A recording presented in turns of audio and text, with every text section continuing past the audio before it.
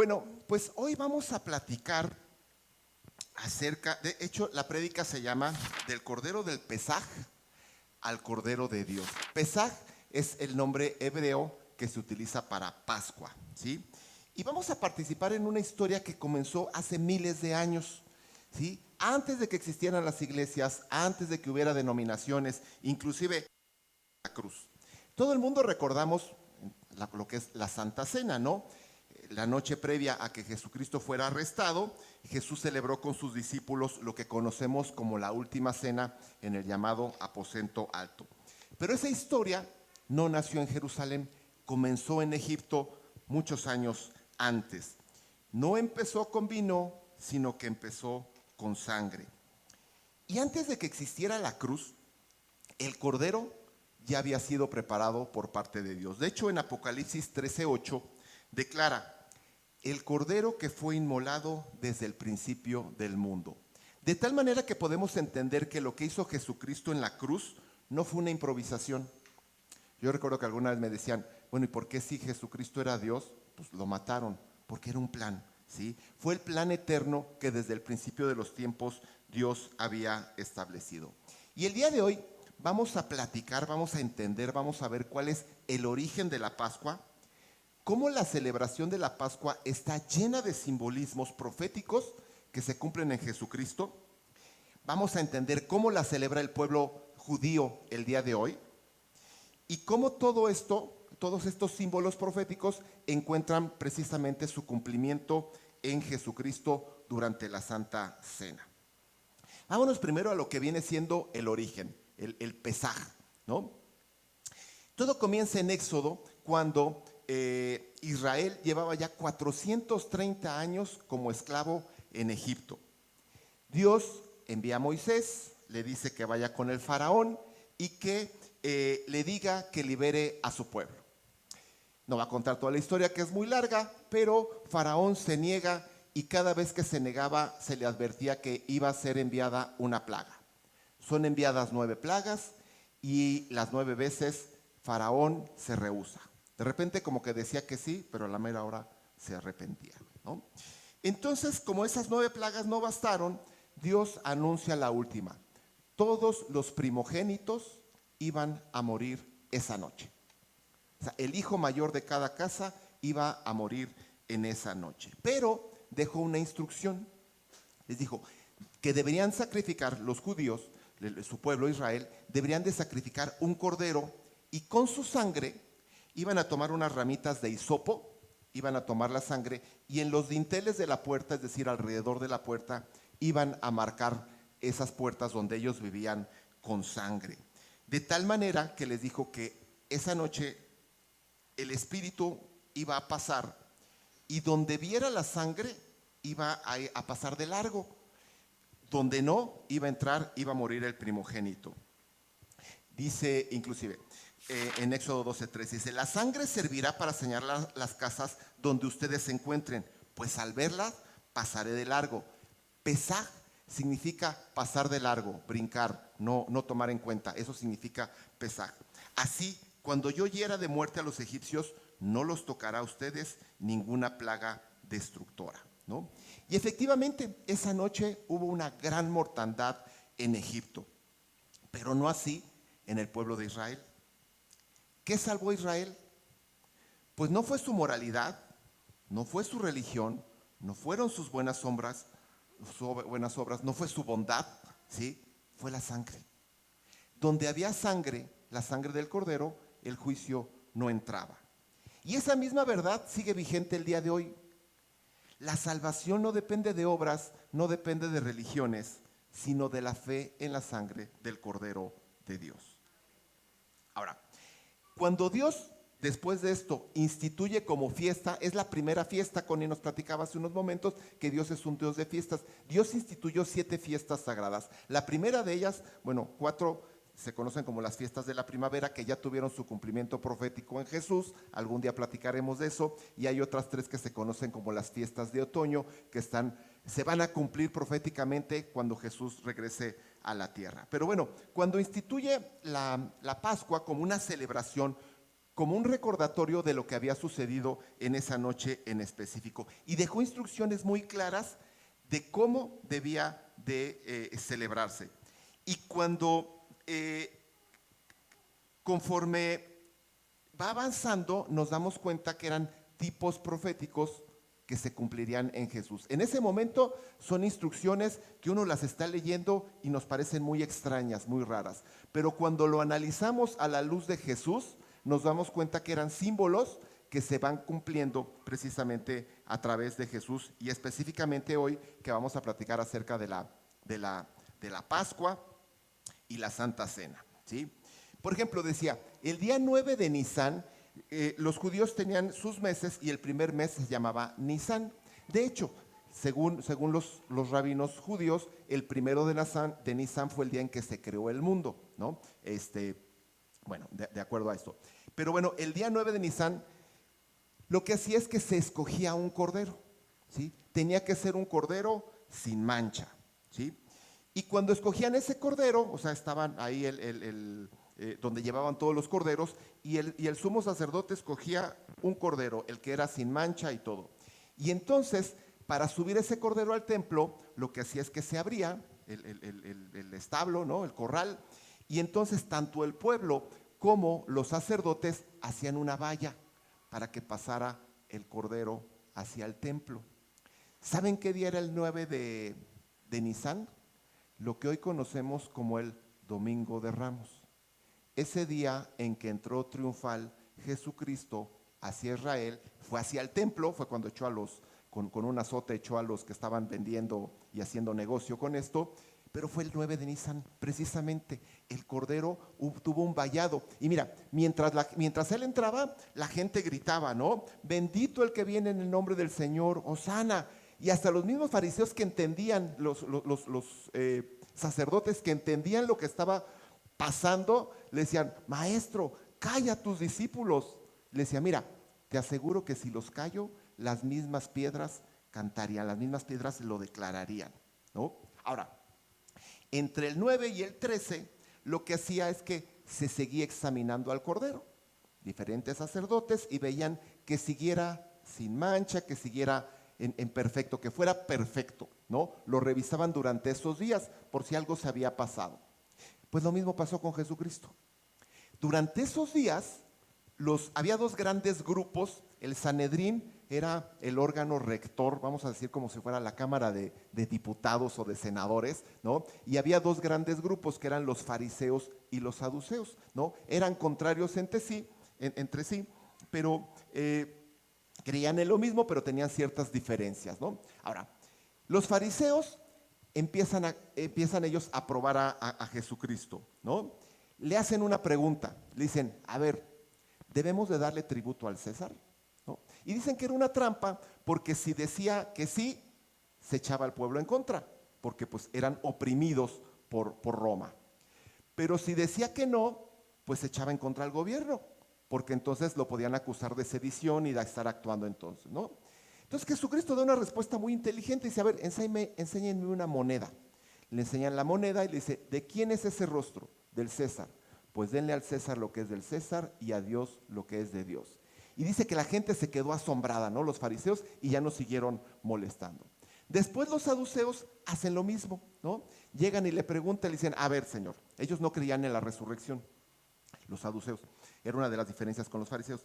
Y entonces dicen, a ver, imagínate que una mujer se casa y resulta que el marido muere y se vuelve a casar y vuelve a morir el marido. Y así, bien drástico el asunto, porque 7 maridos murieron para la mujer, ¿no? Y dice, a ver, cuando llegue al cielo, ¿quién va a ser su marido? ¿No? Y entonces Jesucristo le responde, dice, bueno, erráis al entender las escrituras, porque cuando uno esté en el cielo, pues no va a estar dado en casamiento, ¿no? Seremos como los ángeles. Y dice que su respuesta los dejó maravillados y ya no siguieron probándolo, ¿no? Entonces, al igual que el cordero era revisado, ¿no? Era probado, lo mismo sucedió con Jesucristo. Inclusive el mismo Poncio Pilatos, Cuando es presentado al tel y le dicen que lo crucifiquen, él mismo dice, pues yo no encuentro culpa en este hombre, ¿no? O sea, no solamente las autoridades religiosas, sino las autoridades políticas no encontraron ninguna razón para que pudiera ser condenado. Sin embargo, repito, era el plan de Dios. Por eso Jesucristo mismo no se defendió. Jesús fue el Cordero perfecto y aprobado por Dios. Bueno, de acuerdo a esta ley que había dado Dios, el día 14 de Nisan tenía que ser sacrificado el Cordero. Hay que entender también, porque de repente existe cierta controversia y dicen, oye, pero es que no se cumplió porque fue el viernes y el jueves y etcétera. En los judíos, los días no comienzan como nosotros a las 12 de la mañana o a las 12 de medianoche, ¿no? A la hora cero. Para ellos el día comienza cuando se mete el sol. Así comenzó la creación del mundo y así lo siguen celebrando. Para ellos el día comienza cuando se mete el sol, comienza el día. De tal manera que él cena con sus discípulos, pero es sacrificado para nosotros viernes, para los judíos el día 14. ¿Sí? Es decir, fue entregado para que fuera sacrificado el mismo día en que los sacerdotes sacrificaban al Cordero Pascual. Y no fue una coincidencia, fue precisamente un cumplimiento. 3 años antes, Juan el Bautista declaraba, he aquí el Cordero de Dios que quita el pecado del mundo. Entonces, mientras los sacerdotes estaban sacrificando el Cordero en el templo, Dios mismo estaba entregando al verdadero Cordero. Es decir, Jesús celebró la Pascua, pero Jesús fue la Pascua y Jesús murió como el Cordero. Lo que estaba diciendo Dios es, mira, ese Cordero en Egipto era el símbolo, este es el real. Ahora, ¿cómo celebran actualmente la Pascua los judíos? Y fíjate cómo está lleno de simbolismos que vamos a platicar, ¿no? Bueno, para el pueblo judío, de acuerdo a las instrucciones de Dios, la Pascua dura 7 días. Si son en Israel, es muy curioso, si son en Israel dura 7 días, si son fuera de Israel dura 8 días. Pero bueno, ¿qué es lo que hacen? Celebran ese día su memoria, su identidad y su redención. Porque para el pueblo de Israel, la Pascua es como que su día de la independencia. ¿Recuerdan cuando fueron liberados de Egipto? Y se preparan ellos limpiando su casa con días y con semanas de anticipación. Retiran toda levadura, que es símbolo de pecado y de orgullo, y también es un tiempo de examen espiritual. ¿Qué es lo que hacen ellos? Fíjate, en sus casas retiran todo aquello que tenga trigo, centeno, avena, cualquier harina que se pueda leudar y levadura es sacada de la casa, tirada. Todos los trastes que durante el transcurso del año utilizan, utensilios, vajillas, ollas, todo, no lo tiran, pero lo separan, lo dejan afuera y lo cubren. Inclusive, fíjate, en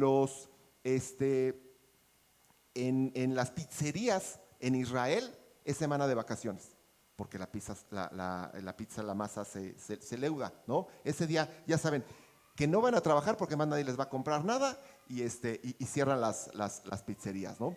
Entonces, todo lo que utilizaste durante el año, y se utilizan vajillas, ollas y utensilios especiales para la Pascua, que nunca hayan sido tocados siquiera por algo que contenga alguno de estos elementos que se puedan leudar, ¿no? Luego, limpian toda la casa perfectamente, ¿sí? Pero cada rincón tienen las loncheras de los niños, las lavan porque pues igual tenían ahí algún residuo del pan durante el año. Es decir, no debe haber ninguna sola migaja, porque lo que simbólicamente la levadura significaba el pecado, ¿no? Ahora, entonces, ya que tienen toda su casa limpia, ordenada, se preparan para la cena que le llaman el Seder, ¿sí? El Seder es la cena de Pascua, ¿sí? De Pesaj, más correctamente.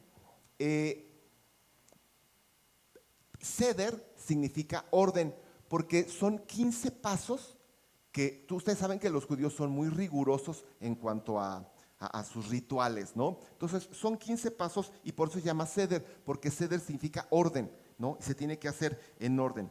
No solamente es una comida, es toda una liturgia y es un mensaje visual, pero además ahorita vamos a ver, es un sermón en símbolos, ¿sí? El propósito no es solamente recordar que salieron de Egipto, sino revivirla como si estuviera ocurriendo otra vez. Y todo esto se basa en Éxodo, en los capítulos 12 y 13.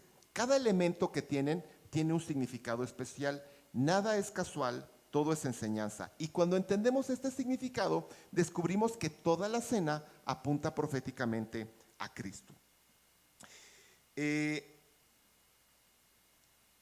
Comienza con, no voy a decirles todos los nombres judíos, pero el primero se llama Kadesh, y lo que hacen es que se bendicen 4 copas, ¿sí? Se toman 4 copas con vino, bueno, primero están solas las copas, y se bendicen. ¿Por qué son 4 copas? Porque se basan en Éxodo 6, versículos 6 y 7, que dice así. Por tanto, dice, yo soy el Señor, yo los libraré, eso yo lo puse con mayúsculas, libraré de las cargas de Egipto, los libertaré de su esclavitud, los redimiré con brazo extendido y con grandes actos justicieros, los tomaré como pueblo mío y yo seré su Dios. Esas 4 copas significan esas 4 cosas, que los va a sacar, los va a libertar, los va a redimir y los va a tomar por pueblo. Así lo consideran los judíos esas 4 copas. Luego lo que hacen es que se lavan las manos como símbolo de purificación. 3 veces ponen una vasija y les ponen agua limpia, ¿no? Porque eso significa simbólicamente que están pasando de lo mundano a lo espiritual. Ahora, Jesús en la última cena hizo algo inusual y diferente. En lugar de lavar las manos, ¿se acuerdan que lavó? Le lavó los pies a los discípulos, ¿no? Inclusive hasta Pedro se opuso. Dijo, no, Señor, ¿cómo crees? ¿Y qué le dijo Jesús? Si no aceptas que te lave, no participarás conmigo, no tendrás parte con él.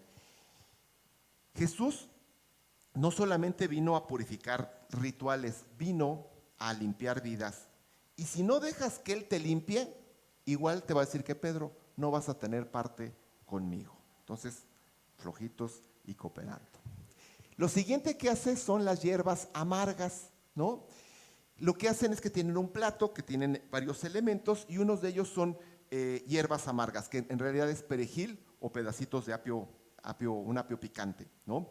Lo que hacen es que toman un pedacito del plato, lo sumergen en agua salada que tienen ahí y se lo comen. Y esto lo que hace es que representa la amargura y las lágrimas, recordando simbólicamente de cuando estuvieron como esclavos, ¿no? Ahora, la verdura simboliza la vida, las aguas saladas la lágrima, y recuerdan que ellos lo que hacen es que recuerdan que Israel nació en medio del sufrimiento. Ahora, Jesucristo, él en un momento dijo, yo soy el camino, la verdad y la vida. Es decir, él es sumergido en tristeza, y también simbólicamente. ¿Qué significa? Jesucristo tuvo que sufrir para que nosotros pudiéramos nacer de nuevo. Es decir, la libertad nació con dolor. Por eso Isaías dijo que el Mesías era un varón de dolores. Antes de la redención hubo sufrimiento. Antes de la gloria hubo cruz. Luego lo que hacen es que toman el pan sin levadura. Acuérdense que el pan sin levadura significaba pureza, ¿no? Porque la levadura significaba corrupción. Bueno, ¿qué es lo que hace Jesús en ese momento? Dice, yo soy el pan de vida, ¿sí? Fíjate cómo es, me traje unos panes, que ahorita que pasemos la última cena, estos son panes, le llaman matzá, que son lo que los judíos toman en la cena de Pascua, ¿sí? Tradicionalmente, los judíos más ortodoxos lo comen redondo porque es como que hecho de manera tradicional. Este es más industrializado y los que no son tan ortodoxos así lo compran en las tiendas kosher. Pero si alcanzaras a ver, es un pan que está perforado, que está rasgado, ¿sí? Y lo que hacen es que lo parten. ¿Se acuerdan que dice Jesús tomando el pan lo partió? Ahorita lo voy a partir porque ahorita les voy a decir en qué momento. Pero Jesús dijo, yo soy el pan de vida, ¿no? Y así como el pan está rayado, perforado y partido, el cuerpo de Cristo fue herido, fue traspasado, fue quebrantado. Y repito, no es coincidencia, es profecía. Ahora, durante la cena tienen en una especie como de servilletero, no como pero lo que hacen es que tienen preparados 3 panes, ¿sí? Guardan 3 panes Y lo que hace el patriarca que está dirigiendo la cena, toma el de en medio, lo parte y en otra servilleta, en un lienzo limpio y blanco, lo guarda y va a esconderlo. A este pedacito le llaman aficomán, que significa en hebreo escondido, y lo esconde. Ahorita les platico por qué hacen después, pero date cuenta de esto. Toma el pan de en medio. ¿Se acuerdan en el Gólgota que había 3 cruces? ¿Cuál estaba en medio? La de Jesús, ¿no? La toma, la rompe, la guarda en un lienzo, como Jesús en la tumba, y es escondido en la tumba.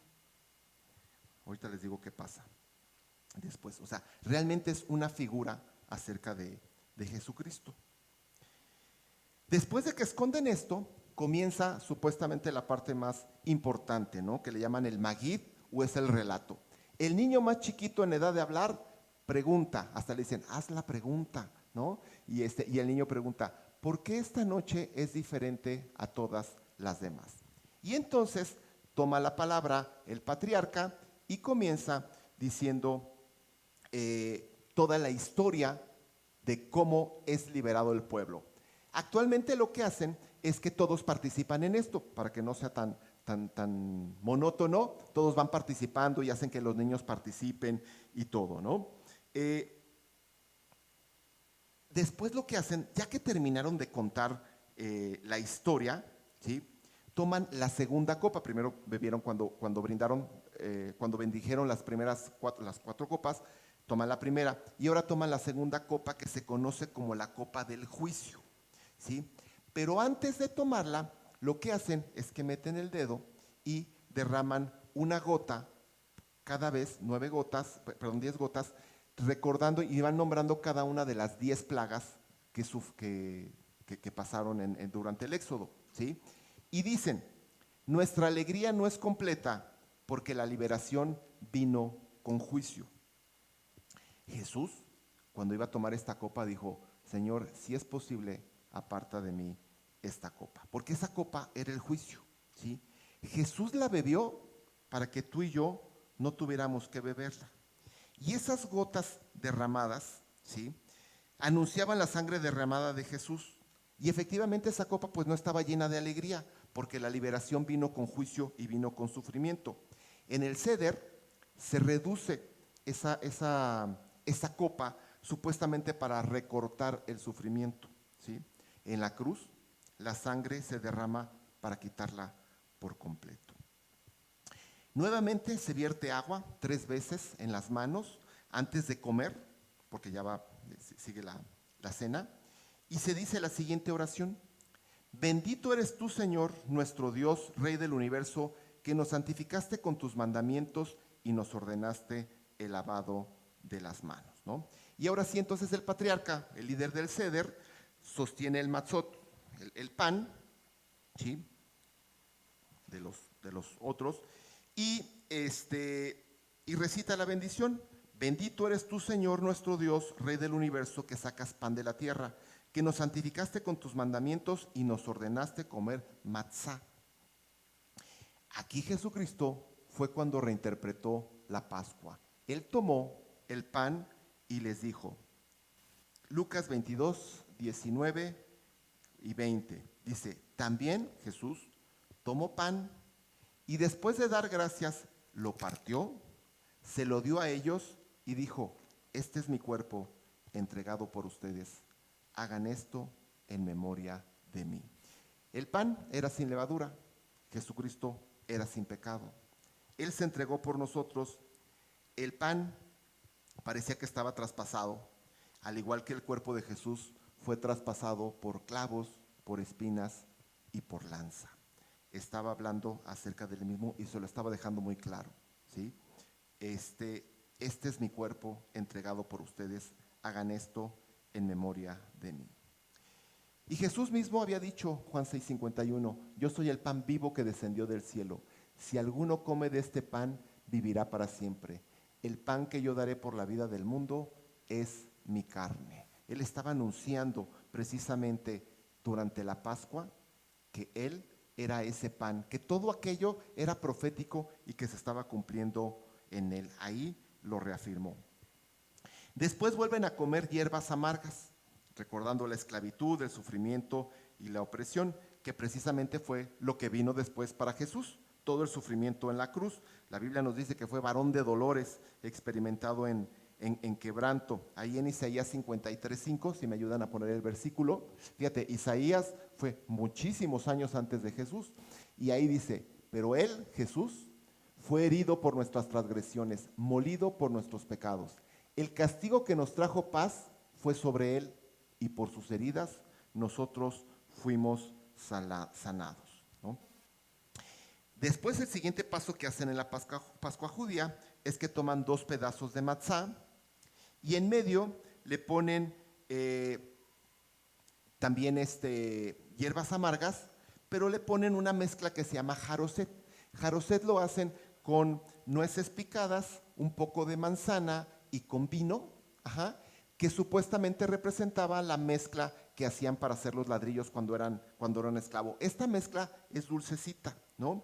Y para ellos lo que significa es que la amargura de la esclavitud también prometía una dulce redención. Ahora, el significado mesiánico. Matzá, el pan que representa a Jesús, abraza el sufrimiento amargo para brindarnos una redención. Mira, la cruz une dolor con gracia, juicio con amor y muerte con vida. El evangelio al principio sabe amargo. Cuando cada uno de nosotros reconoce su pecado, cuando se compara con Dios y te das cuenta que necesitas de Él, duele. Pero después de que descubrimos nuestra condición, se vuelve dulce cuando entendemos que podemos ser redimidos por su propia gracia. Después de esto, después de todos estos símbolos, ya viene la comida principal, ¿sí? Ya es un banquete. Ya se sirve el cordero y actualmente pues hacen pescado, hacen diferentes guisados tradicionales y es como que la fiesta, la comida, la celebración, porque nos recuerda que la historia no termina en dolor, ¿sí? Termina en celebración. También el plan de Dios no termina en la cruz, sigue la resurrección y después termina en un banquete, ¿no? Apocalipsis dice, bienaventurados los invitados a la cena de las bodas del Cordero. Cuando la iglesia y Jesucristo se vuelvan a reunir, se conoce como la boda del Cordero. Entonces, después de la amargura, viene la redención y termina en salvación. Y aunque la redención pasa por sufrimiento, nunca termina ahí, no termina en la cruz, sino que terminará en un gran banquete donde todos nosotros podremos estar sentados a la mesa. Terminando la cena, entonces les dicen a los niños, vayan a buscar el aficomán. ¿Se acuerdan qué era el aficomán?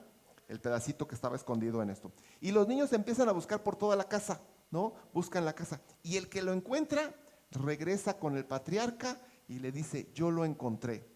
Y le dan un premio a ese niño. Entonces, el niño que encuentra el aficomán, recibe un premio. Toda persona que encuentra a Jesús, recibe el premio más grande, la vida eterna. Después termina con el veraj, la bendición después de comer. Ahí se toma la tercera copa de vino que representa la redención, ¿no?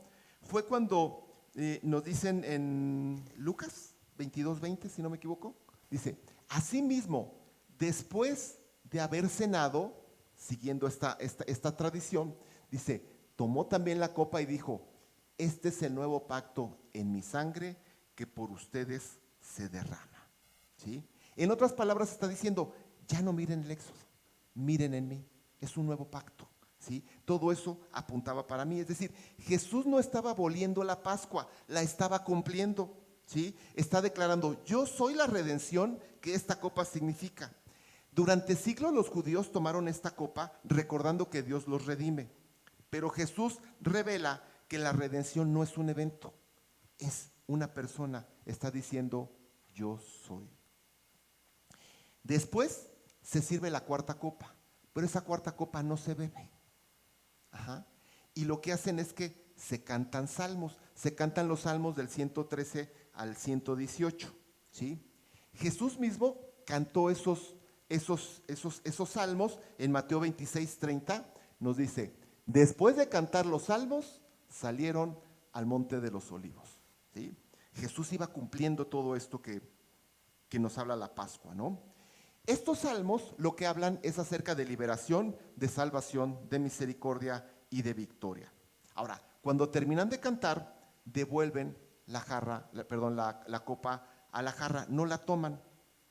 ¿Se acuerdan? Jesús dijo, no voy a beber más de esta copa, ¿sí? Hasta aquel día, aquí dice, Mateo 26, 29, les digo que no beberé de este fruto de la vid desde ahora en adelante, hasta aquel día en que beba con ustedes el vino nuevo, el del reino de mi Padre. Esa copa desde los primeros tiempos está guardada porque se va a cumplir proféticamente el día en que estemos nosotros sentados a la mesa, y entonces ahí Jesucristo va a tomar la cuarta copa, la de la salvación, la de que ya somos su pueblo, y la va a tomar con nosotros cuando estemos celebrando las bodas del Cordero, ¿no? Y se termina diciendo, el próximo año en Jerusalén, ¿no? Porque todos los que están fuera de Jerusalén anhelan estar ahí en Jerusalén, ¿no? Es una esperanza mesiánica de redención final, pero nosotros sabemos algo glorioso. No solo esperamos Jerusalén, nosotros estamos esperando al Rey, la nueva Jerusalén celestial, ¿no? Entonces, si te das cuenta, el Seder de la Pesaj no es solamente una tradición judía, es el Evangelio en símbolos. Cada elemento señala a Cristo. Y mientras ellos celebran la liberación de Egipto, nosotros celebramos la liberación del pecado. Ellos están esperando al Mesías, nosotros ya lo conocemos. La Pascua no era solamente historia, era la profecía dramatizada en Jesús, ¿sí? Ahora, ¿qué significa el día de hoy la Santa Cena? Bueno, pues es memoria viva. No recordamos un evento, recordamos una persona. Hacemos una proclamación pública. Cada vez que participamos en la cena, declaramos que Cristo murió por nosotros, ¿sí?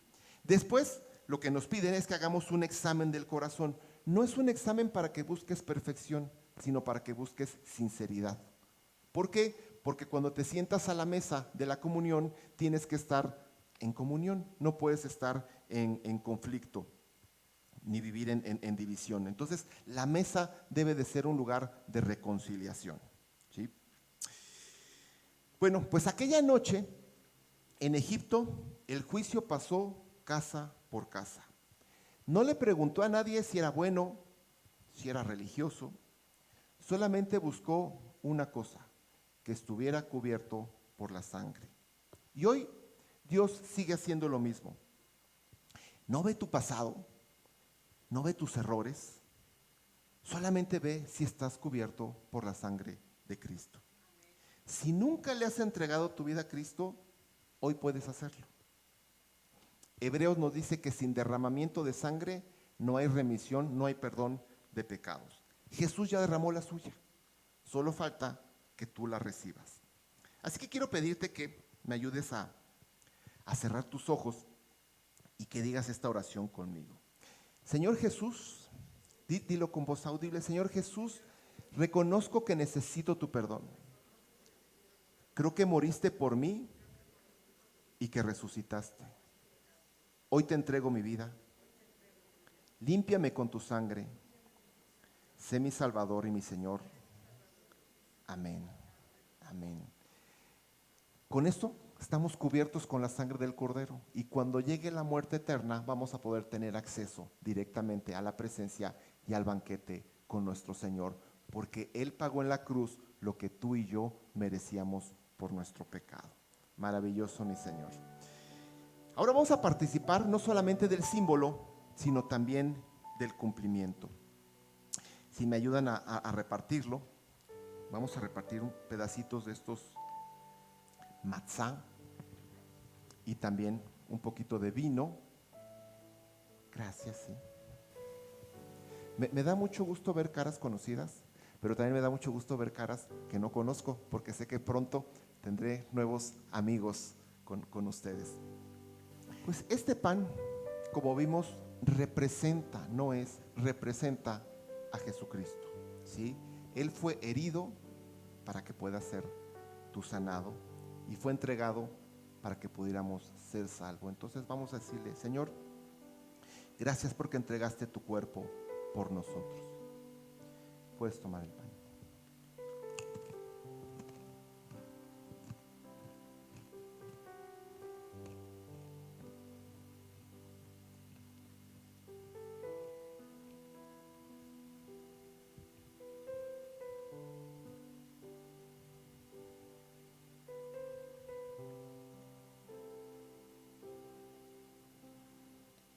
Y esta copa representa la sangre de ese nuevo pacto que hizo Jesús con nosotros.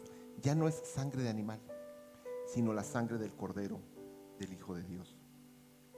Es una sangre que limpia, que redime, que restaura. Y vamos a decirle: Señor, gracias porque derramaste tu sangre por nosotros. Pueden tomarla.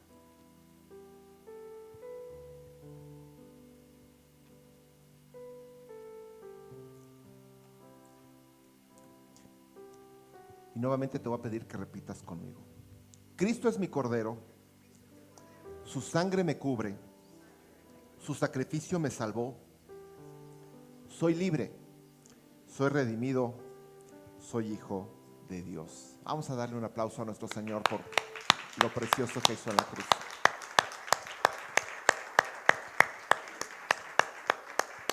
Y mira, en Egipto la diferencia entre la vida y la muerte fue una sola cosa: la sangre.